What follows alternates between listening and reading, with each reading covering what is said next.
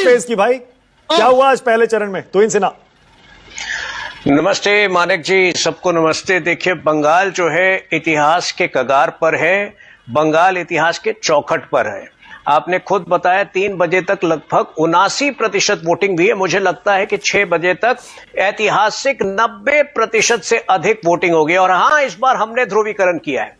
यह ध्रुवीकरण अलग किस्म का ध्रुवीकरण है, भय और भरोसा। यह मैसेजिंग इतनी शार्प और इतनी सटीक है कि एक तरफ जो है टीएमसी के गुंडे लाख कोशिश कर रहे हैं लोगों को रोकने की। कम से कम मेरे पास एक सूची है, 10 जगह ऐसे हैं जहां या तो बीजेपी के उम्मीदवार पर अटैक हुआ है या फिर हमारे कार्यकर्ताओं पर अटैक हुआ है। कूच बिहार में भी हुआ है, मुर्शिदाबाद में भी हुआ है, आसनसोल में भी हुआ है, साउथ दिनाजपुर में भी हुआ है, केशपुर में भी हुआ है, मदारीहाट में भी हुआ है और नंदीग्राम में भी हुआ है। ये अनेक स्थानों पर इन्होंने रोकने की कोशिश की है हमारे कार्यकर्ताओं को, हमारे वोटर्स को, लेकिन आज ये सफल नहीं हो पा रहे हैं। और ये जो है बंगाल दिखाता है कि बंगाल इतिहास के कगार में। बल्कि पिछले 3-4 हफ्तों में अगर आपने दोनों की स्पीचेस सुनी है, ममता बनर्जी और अभिषेक बनर्जी की, बंगाली में बोलते हैं, कई बार जो है उनके अपशब्द बातें जो है सामने नहीं आती है, लेकिन हर स्पीच में धमकी दे रहे थे लोगों को कि 4 तारीख तक रुकिए, बीजेपी कार्यकर्ताओं की सूची है हमारे पास और हम उनको देख लेंगे। क्या यह तरीका है?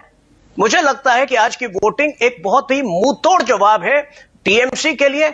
और जब इस तरह की पार्टी, जब इस तरह की क्षेत्रीय पार्टी जिसका की पहचान ही करप्शन है, जब पावर से बाहर जाती है तो उसका वही हाल होता है जो आरजेडी का बिहार में हुआ है, जो अखिलेश यादव का उत्तर प्रदेश में हुआ है। 10-15 साल ये लोग दिखने नहीं वाले हैं बंगाल में अब से। नहीं, लेकिन तुहिन आप देखिए ना, ये 2011 में आई थी ममता बनर्जी, लेफ्ट को हटा के 36 साल बाद।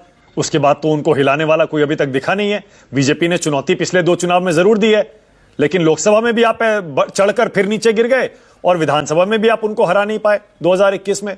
इस बार आपको क्यों यकीन है कि इस बार आप उनको हरा देंगे? आरजेडी भी, मानक जी, आरजेडी भी 15 साल रही थी। उस समय भी ऐसा लग रहा था कि बिहार का कोई भविष्य नहीं है, बिहार का भविष्य अंधेरे में है।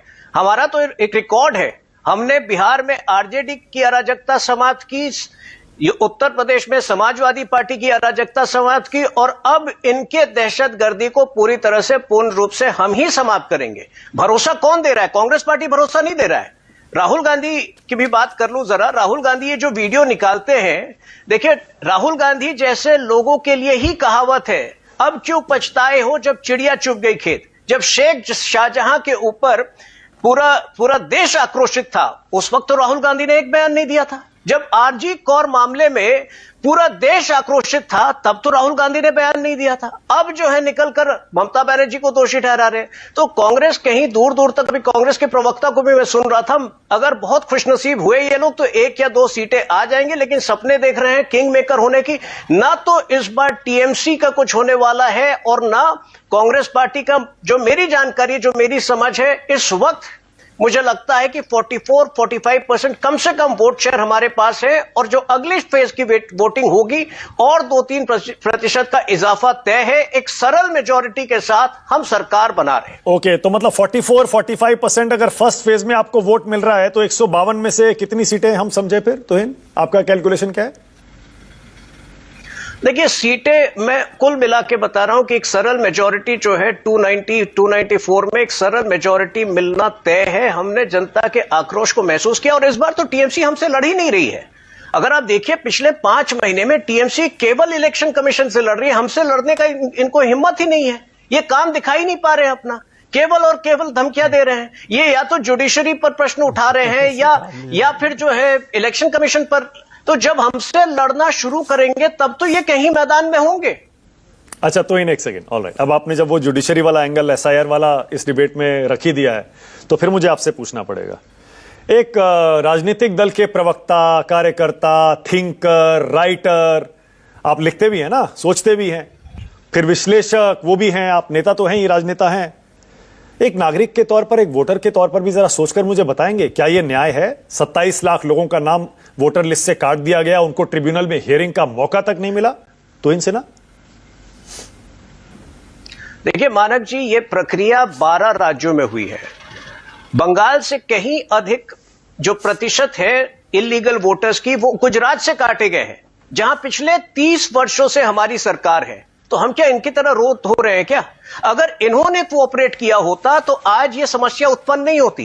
इन्होंने हर स्टेज पर लोगों को गुमराह किया है, लोगों को हमेशा जो है इस पूरे प्रक्रिया को बाधित करने का प्रयास किया, और टीएमसी बहुत हद तक जिम्मेदार है कि बाकी 11 राज्यों में एसआईआर की पूरी प्रक्रिया संपन्न हो गई, केवल बंगाल में नहीं हुई। आप ये सवाल उनसे क्यों नहीं पूछते? तो इन वन सेकंड इन्होंने बाधित किया इस प्रोसेस को। वन सेकंड आप जो बाकी राज्यों से अपने बंगाल के एसआईआर की तुलना कर रहे हैं वो इस लिहाज से गलत कर रहे हैं क्योंकि मैं यहां वो शिफ्टेड, डेड और एब्सेंट और वो डुप्लीकेट वाले वोटर्स की बात नहीं कर रहा हूं। मैं लॉजिकल डिस्क्रिपेंसी और अनमैप्ड कैटेगरी यानी जो संदिग्ध इल्लीगल जो है ना गैर कानूनी, उनको जो हटाया गया, मैं उनकी बात कर रहा हूं। बाकी राज्यों में नहीं थे ऐसे, और थे भी तो 2-4 लाख थे जिनका ब्रेकअप कभी दिया नहीं गया।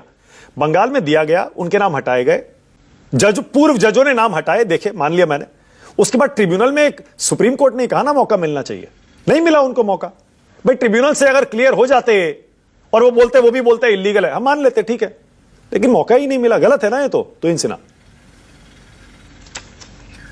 देखिए, सुप्रीम कोर्ट के निर्णय पर मुझे नहीं लगता है कि मैं टिप्पणी कर सकता हूं, लेकिन ये पूरा प्रोसेस जो है बिहार में भी जो है कि काफी हद तक जो है बिहार की समस्या भी बिहार में भी जो है जो आप कह रहे हैं एक सिमिलर सिचुएशन थी। तो अगर हमें शिकायत नहीं है, टीएमसी को क्यों लगता है? आखिर टीएमसी को क्या कैसे पता है कि वो वोटर्स जो है उनके हैं? टीएमसी बता सकती है। ठीक है, ओके, ऑलराइट, ओके। अनंत विजय, उसके बाद आ रहा हूं सोमनाथ भारती। अनंत